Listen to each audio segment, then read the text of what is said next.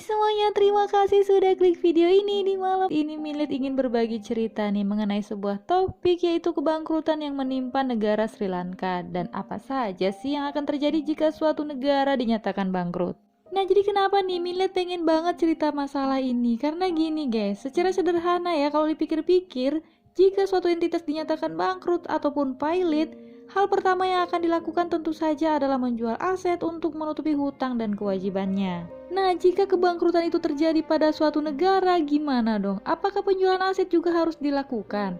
Terus aset negara apa saja sih yang harus dijual?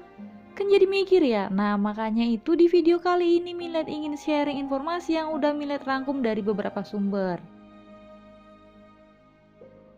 Belakangan ini berita internasional lagi heboh nih dengan kondisi negara Sri Lanka yang dinyatakan bangkrut setelah negara penghasil teh terbesar tersebut mengalami gagal bayar pinjaman luar negerinya sebesar 51 miliar US dollar. Angka ini setara dengan 764 triliun rupiah. Dan ternyata jauh lebih kompleks dari yang Millet bayangkan. Kondisi negara tersebut saat ini sangat kacau dan mengkhawatirkan, di mana setelah mengalami resesi selama berbulan-bulan, penduduk negara penganut agama Buddha mayoritas tersebut mulai mengalami kelangkaan bahan pokok seperti makanan, obat-obatan, listrik, hingga bahan bakar. Dan bahkan jika kebutuhan tersebut tersedia, harganya akan sangat mahal dan tidak dapat terjangkau oleh masyarakat karena tingkat inflasi negara tersebut bahkan menduduki posisi tertinggi kedua setelah Zimbabwe. Kondisi ini ditengarai disebabkan karena sejak tahun 2018, sektor wisata yang menjadi sumber devisa negara di Asia Selatan tersebut mengalami kemunduran dan diperparah lagi dengan dampak dari pandemi COVID. Selain itu, negara tersebut juga mengeluarkan cukup banyak cadangan devisanya untuk membiayai impor kebutuhan pokok termasuk makanan, bahan bakar, dan obat-obatan. Berbanding terbalik dengan tingkat impor, tingkat ekspor barang negara tersebut terus menurun. Sri Lanka juga menghabiskan cadangan devisanya untuk membayar hutang-hutang luar negerinya yang sudah melebihi batas normal,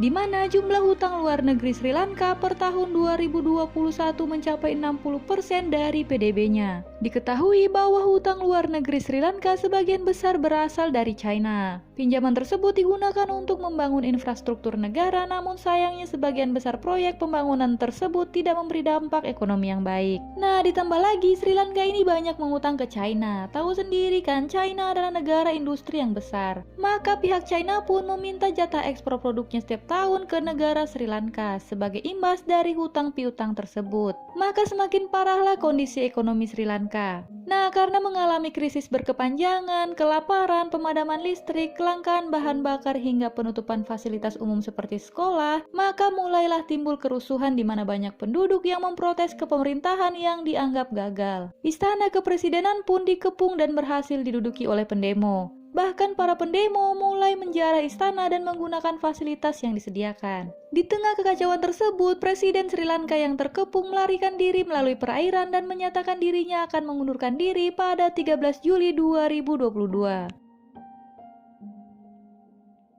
Nah, tidak seperti apa yang kita pikirkan mengenai gambaran umum kebangkrutan. Ternyata jika suatu negara dinyatakan bangkrut, negara tersebut akan tetap ada dan tetap menjalankan aktivitasnya. Hanya saja dampak dari klaim bangkrutnya negara tersebut pastinya akan sulit untuk dibendung. Dikutip dari wawancara dengan Direktur Center of Economic and Law Study, Bima Yudhistira menjelaskan bahwa kebangkrutan suatu negara dapat disebabkan karena negara tersebut sudah tidak mampu lagi membayar bunga hutang dan tidak ada lagi kreditur lain yang mau memberikan pinjaman baru. Sri Lanka sudah tidak mampu lagi membayar kewajibannya hingga meminta bailout atau suntikan dana dari IMF.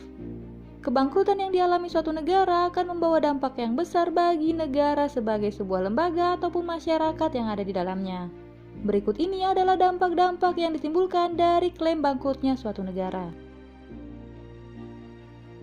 Hal pertama yang akan terjadi pasca kebangkrutan adalah panic buying yang dilakukan oleh masyarakat. Krisis pangan dan bahan pokok lainnya akan membuat masyarakat melakukan panic buying dan penimbunan yang akan semakin memperparah kelangkaan. Efek samping dari panic buying ini yaitu salah satunya dapat memicu kenaikan harga yang tidak terkontrol. Kenaikan harga pada masa krisis dapat berlangsung jangka panjang dan terjadilah inflasi. Double kill nggak tuh?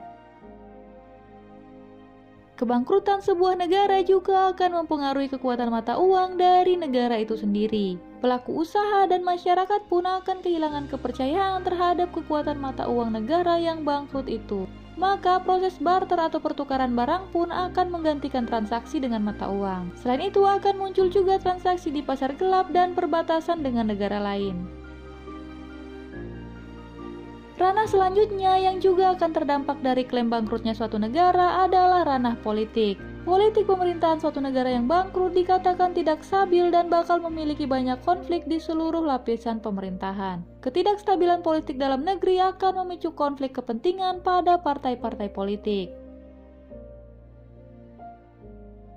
Dampak keempat yang dialami negara yang bangkrut yaitu kesulitan untuk mendapat kepercayaan dari pihak kreditur. Kreditur yang dimaksud di sini tidak hanya negara pemberi pinjaman, tetapi juga para investor lainnya. Seperti diketahui, selain dari pinjaman luar negeri, sumber dana suatu negara juga berasal dari surat berharga atau obligasi pemerintah. Nah, karena ketidakstabilan yang dialami, maka investor akan kehilangan kepercayaan pada prospek dari negara yang mengalami kebangkrutan. Siapa sih yang mau investasi sama entitas yang bangkrut, iya kan? Nah, masalah trust issue ini akan berdampak pada kenaikan suku bunga yang signifikan sehingga mempersulit pelaku usaha dan pemerintah untuk mendapatkan pendanaan baru.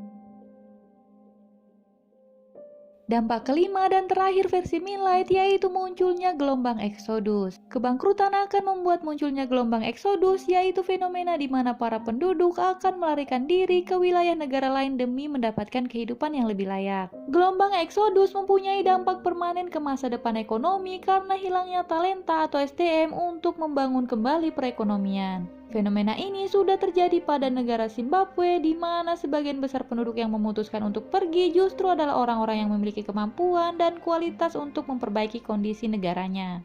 Nah, kalian pasti bertanya-tanya kan, bisakah negara yang bangkrut bangkit kembali? Meski sulit, Direktur Center of Economic and Law Studies mengatakan bahwa negara yang mengalami kebangkrutan bisa saja pulih kembali, namun membutuhkan waktu recovery yang cukup lama. Dalam proses menuju bangkit ini, negara yang bangkrut dipastikan akan kehilangan kekuatan dan tidak memiliki daya tawar. Sehingga negara tersebut harus patuh dan tunduk terhadap pihak eksternal yang akan membantu kebangkitan ekonominya. At least negara tersebut harus patuh pada resep dari pihak pemberi modal semisal IMF, mulai dari menjual aset BUMN serta menggadaikan konsesi izin usaha dan kekayaan sumber daya alam kepada pihak asing. Nah, itu dia tadi sedikit cerita mengenai kebangkrutan yang sedang menimpa negara Sri Lanka. Gimana nih menurut kalian? Apakah menurut kalian Sri Lanka dapat pulih kembali? Jangan lupa bagikan pendapat kalian di kolom komentar ya.